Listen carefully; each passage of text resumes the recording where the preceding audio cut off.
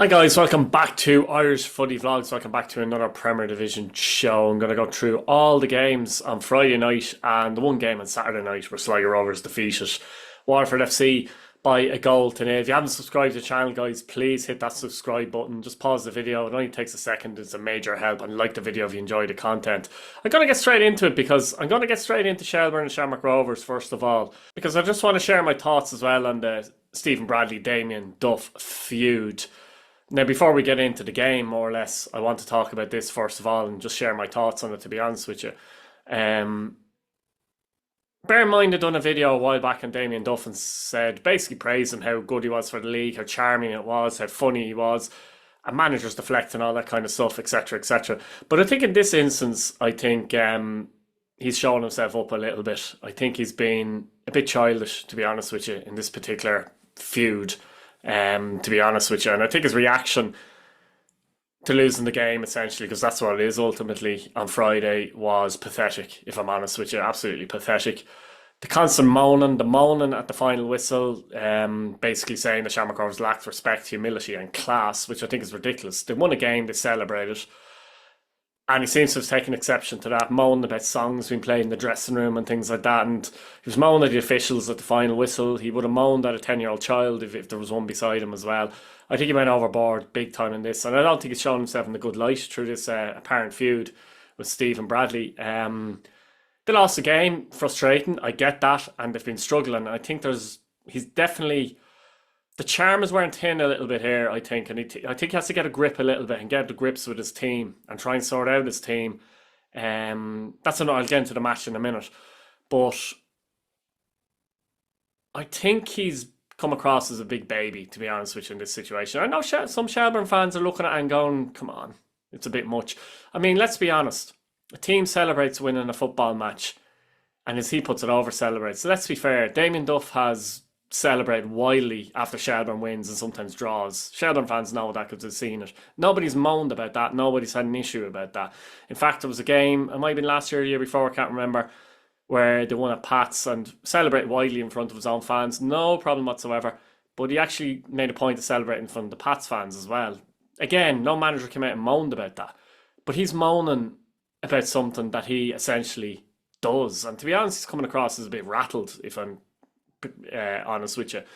And you know, I'm a big fan of Duff. I've explained it in the video, I've said it before, but I can't back him over everything either. And I think in this case it's ridiculous, to be honest with you. And I think he's coming out of it looking poor, being honest. He really is. And look, he needs to get the grip of that Shells team and cop on a little bit. Onto the game itself. Obviously it was a big win for Shamrock Rovers, winning by 2-1 at Talca Park. Josh Honahan's goal with 6 minutes to go being the difference between the sides. And Dan clearly gives them an early lead in 12 minutes. Honan scores a magical OG, I have to say, in 32 minutes. But he steps up and scores the winner with a couple of minutes to go, basically. And it was a game where Shamrock Rovers were the better side throughout. They controlled it. Shelbourne made some interesting tactical adjustments to try to keep Jack Byrne out of the team, out of the game, I should say, by putting Wilson in there, Tyreek Wilson, and doing a bit of a man-marking job.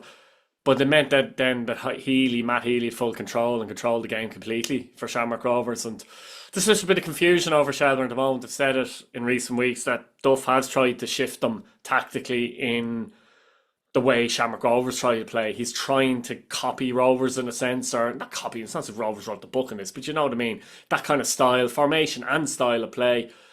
And I don't think it's working. I think a couple of things. I think for a start, going back to Shamrock Rovers here, Shamrock Rovers have perfected this over a number of seasons under Bradley.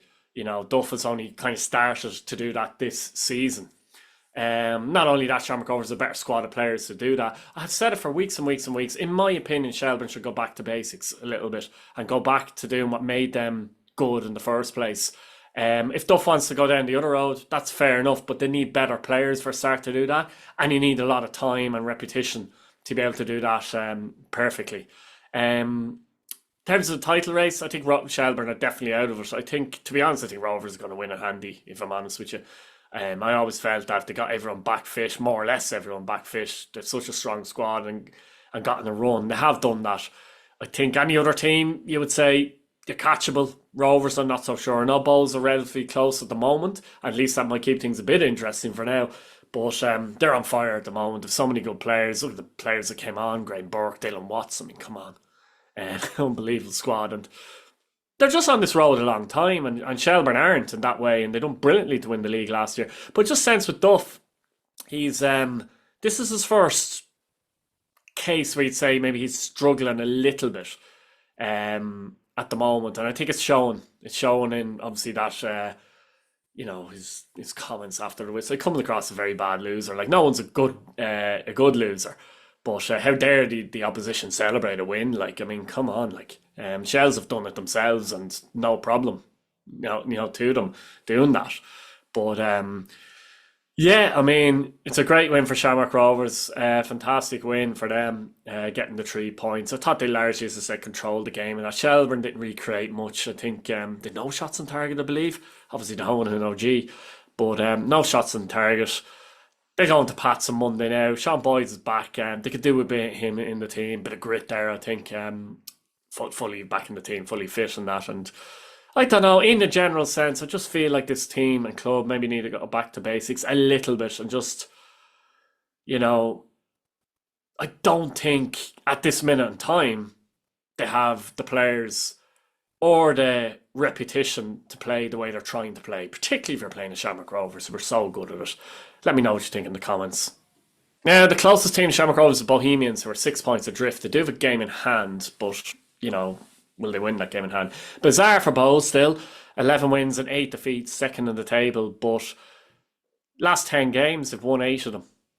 It's impressive. And this was a very good win away to Cork City. Cork City had some chances. O'Sullivan missed a great chance. Maguire missed a great chance. But overall, Bows overran them. Were by far the better side.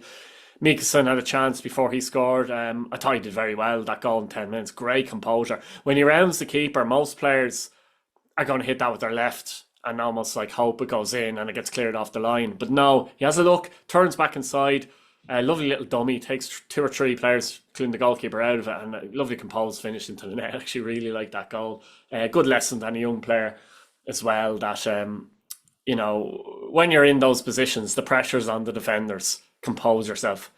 Brilliant finish. Rooney in 43 makes it 2.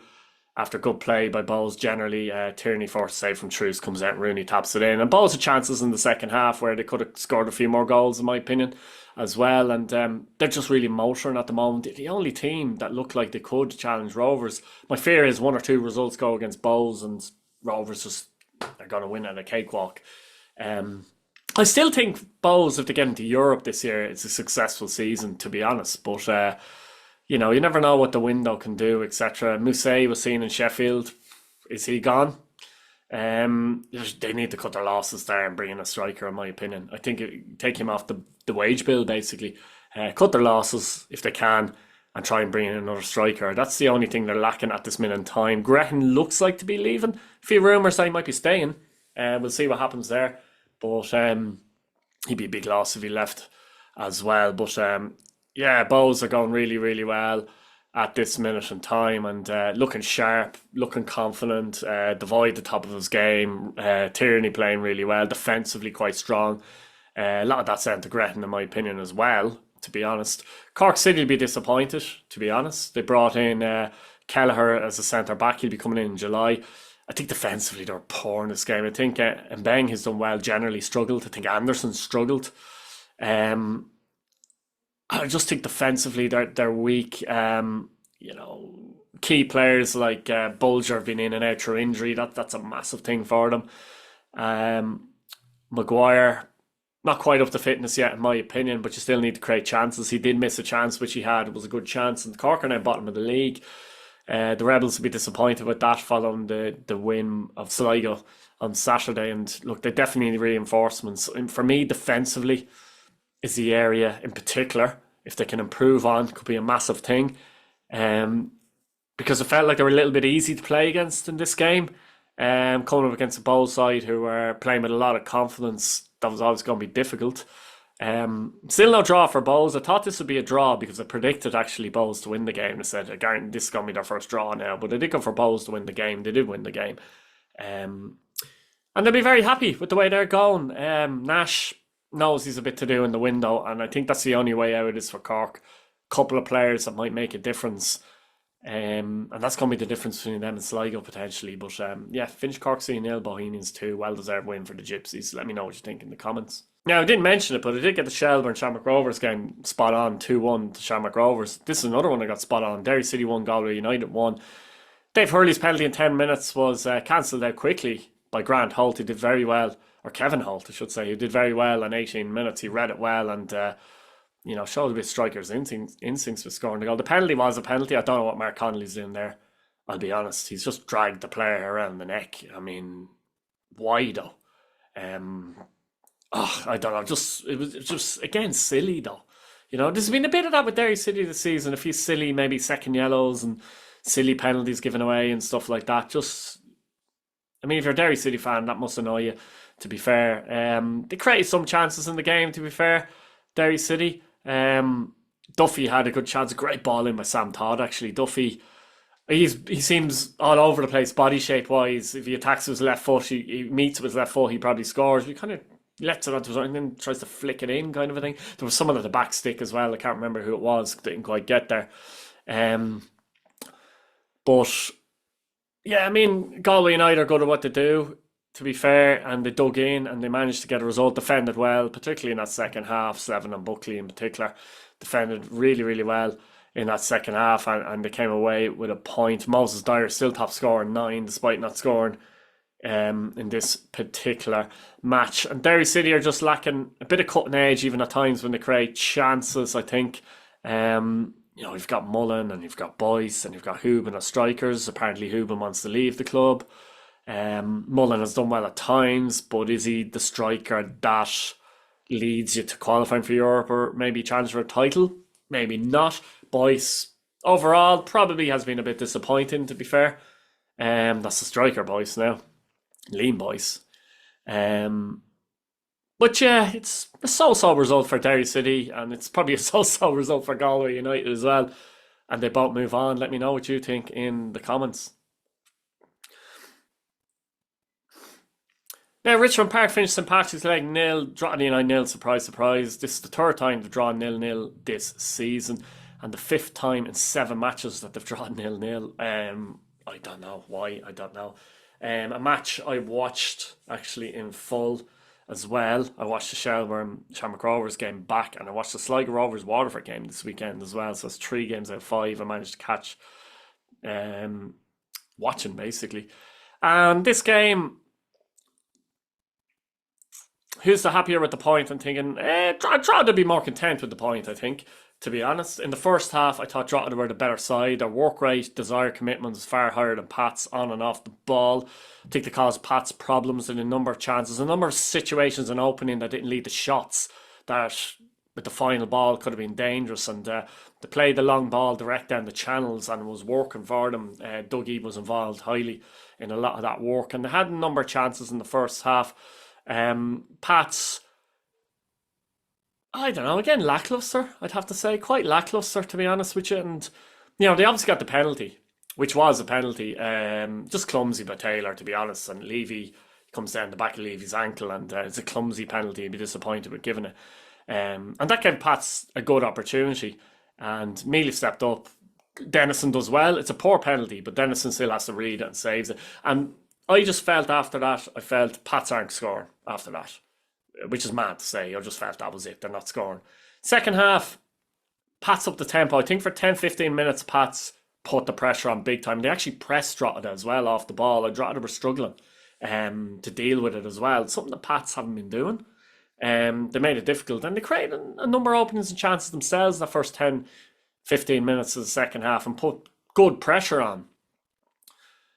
Levy hit the post in that spell as well. But when that didn't yield in a goal, it kind of, I won't say fell apart, but it's kind of like we tried for 10 or 15 minutes and didn't score. It's not going to work now. An element of that in the game. And Drogheda, after that, were quite, even the pass a lot of the play, Drogheda were quite comfortable in dealing with it. A couple of little chances potentially on the break, Drogheda as well, when they got through.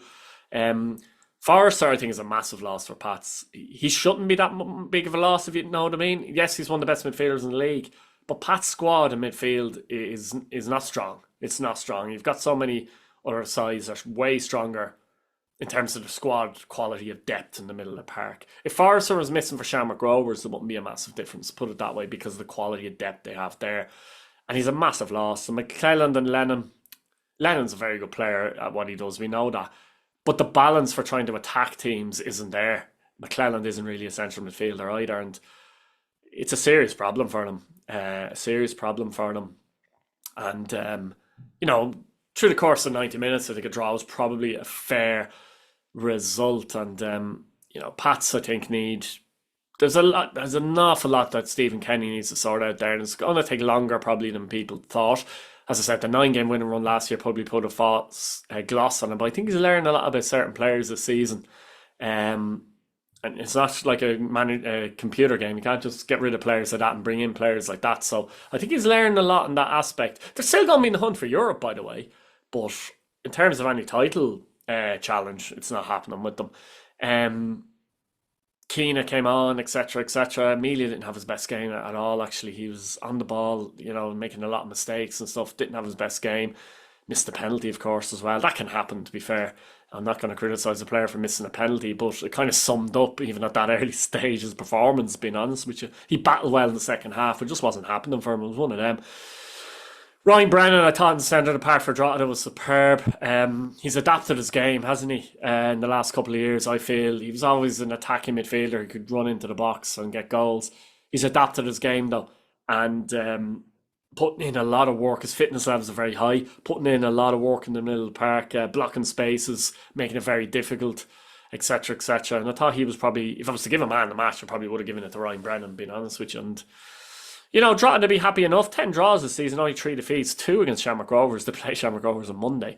But they'll be content enough with how they're going at the moment. And let's hope that CAS decision comes, fingers crossed, that goes well for them as well. But look, attitude, character, desire and work rate, again at the forefront for Drogheda. It's not a surprise. Pats, they don't do it for the 90 minutes, do they? 0-0 at Richmond Park. Let me know what you think in the comments. Now, on Saturday, Sligo Rovers beat Waterford FC by 0-0 at the showgrounds. Warriors' goal after 20 minutes gave them a massive, massive win, particularly with Cork losing. They're now 9th in the league, so they're off the foot of the table, 2 points clear of Cork.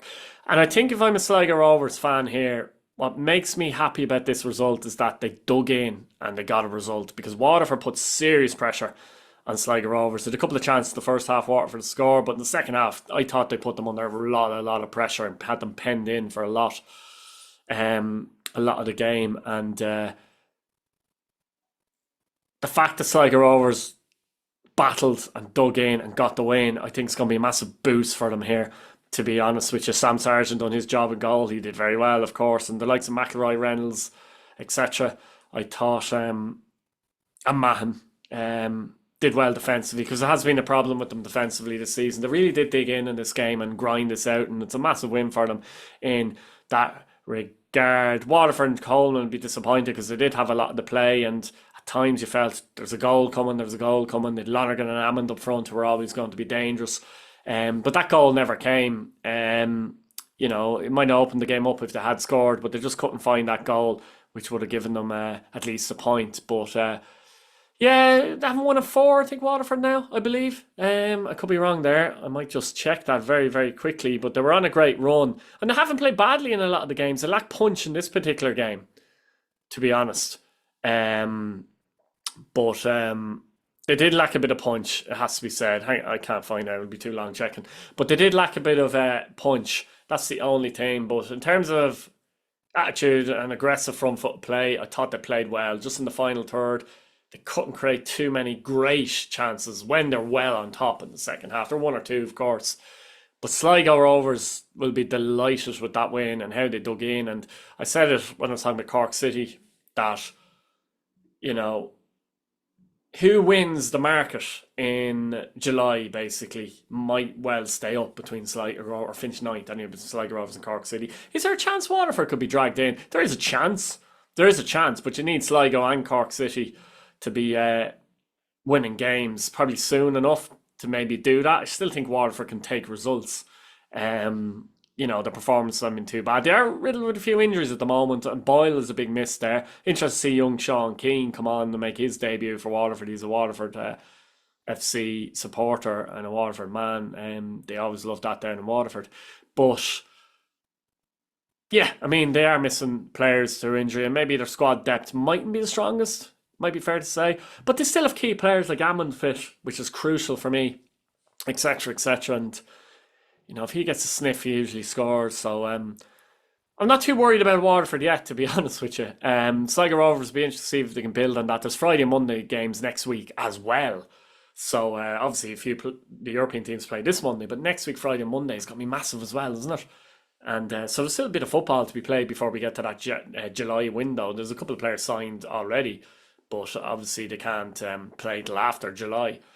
But yeah, massive win, as I said, for Sligo Rovers. They'd be delighted. Waterford fans will be disappointed, but I wouldn't be worried yet. Let me know what you think in the comments. So guys, I'm going to leave it there. Let me know what you think in the comments about any of the situations, topics I've spoken about in this show. Thanks for watching. Subscribe again. Bye-bye.